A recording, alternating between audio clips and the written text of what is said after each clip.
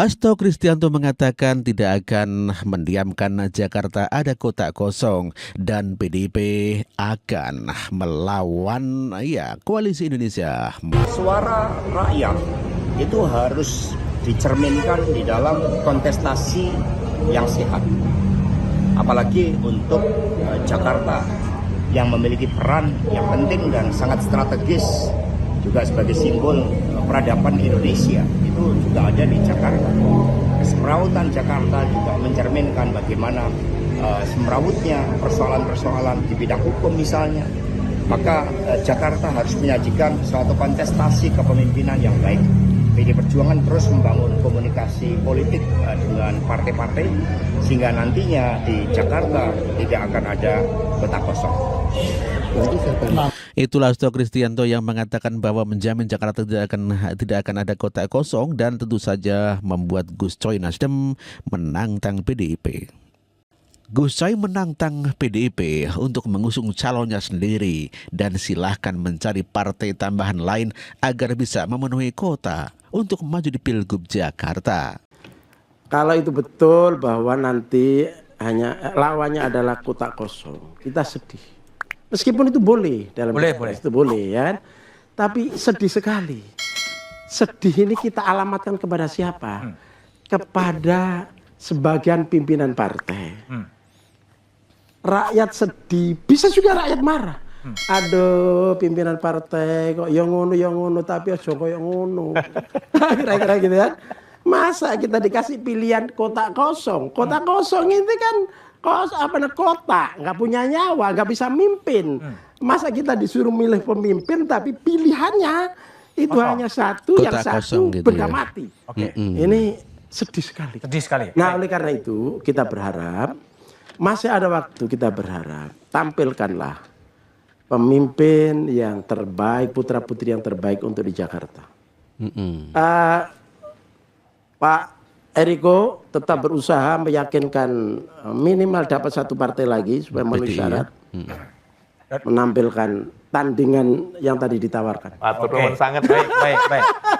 Itulah politisi Nasdem Gus Coy yang meminta PDIP untuk menambahkan satu partai lagi agar bisa mendapatkan satu kursi, agar bisa mengusung calon sendiri di Pilkada Jakarta.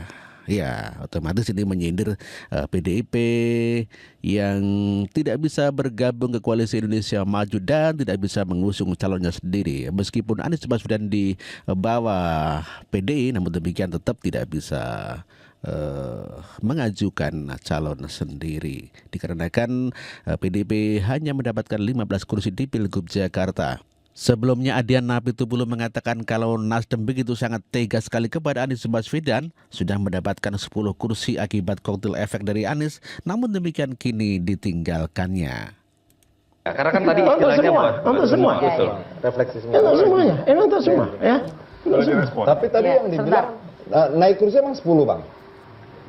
Kursi naik 10. Nasional. Nasdem iya dari Ya dari 59 menjadi 69. Itu diduga koktail efeknya Anies. Naik juga.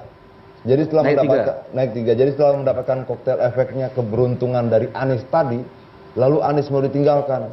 Wah, benar kata Roma Irama. Teganya. Enggak, tapi Bang Adian sepakat nggak bahwa memang ada gerpol tadi, gerakan politik. Ya jangan gitulah, ini kan habis manis sepah dibuang. Aduh. Kalau Bang Oma bilang teganya. Boleh saya Ya, udah belum? Udah. Oke.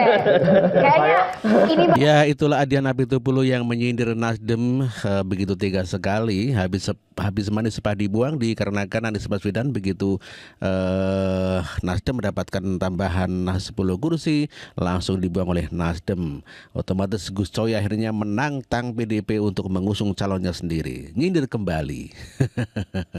Nasdem bergabung ke Koalisi Indonesia Maju atau ke Prabowo Gibran dan tentu saja ini membuat Anies Baswedan batal dicagupkan.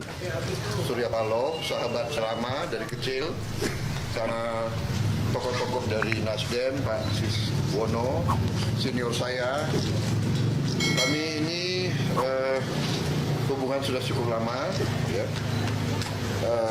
bersahabat, kadang-kadang juga berbeda, kadang-kadang berseberangan, tapi dalam suasana cinta tanah air kita satu, kita cinta negara ini, cinta bangsa ini. Tadi kita bahas, kita menemukan titik-titik persamaan yang baik. Kita tidak ingin Indonesia rusak, kita tidak ingin negara kita pecah belah, dan kita sepakat untuk menjaga keutuhan dan persatuan nasional, dan kita sepakat untuk menempatkan kepentingan nasional di atas segala kepentingan. Saya kira demikian. Ya, itulah Prabowo Subianto yang berterima kasih kepada Nasdem yang siap berkoalisi dengan pemerintahan Prabowo Gibran. Nasdem juga sepertinya sakit hati kepada Anies Baswedan dikarenakan pendukung Anies Baswedan mengatakan kalau Nasdem berkhianat. Terus kemudian dianggap Partai Nasdem berkhianat. Naif menurut saya kalau ada orang mengatakan itu. Kami berdarah-darah menemani Anies Baswedan dalam perjuangan itu.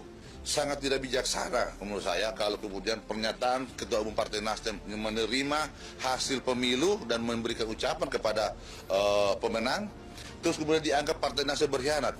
Naif menurut saya kalau ada orang mengatakan Naif itu. ya? Kami berdarah-darah menemani Anies Baswedan dalam perjuangan itu. Ya. Saya tidak terima kemudian dikatakan seperti itu. Kami punya kepentingan, partai politik punya kepentingan yang harus juga kami jaga. Ini harus dipahami oleh teman-teman yang ada di relawan. Ya, itulah Sekjen Nasdem yang sangat tidak terima dikatakan pengkhianat karena mengucapkan selamat kepada pemenang pemilu yakni Prabowo Gibran.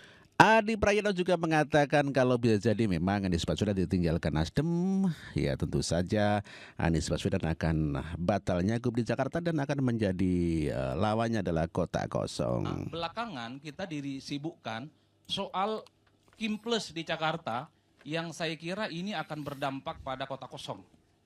Kalau melihat rata-rata secara umum, saya kok termasuk yang meyakini bahwa Kim Plus itu akan terwujud.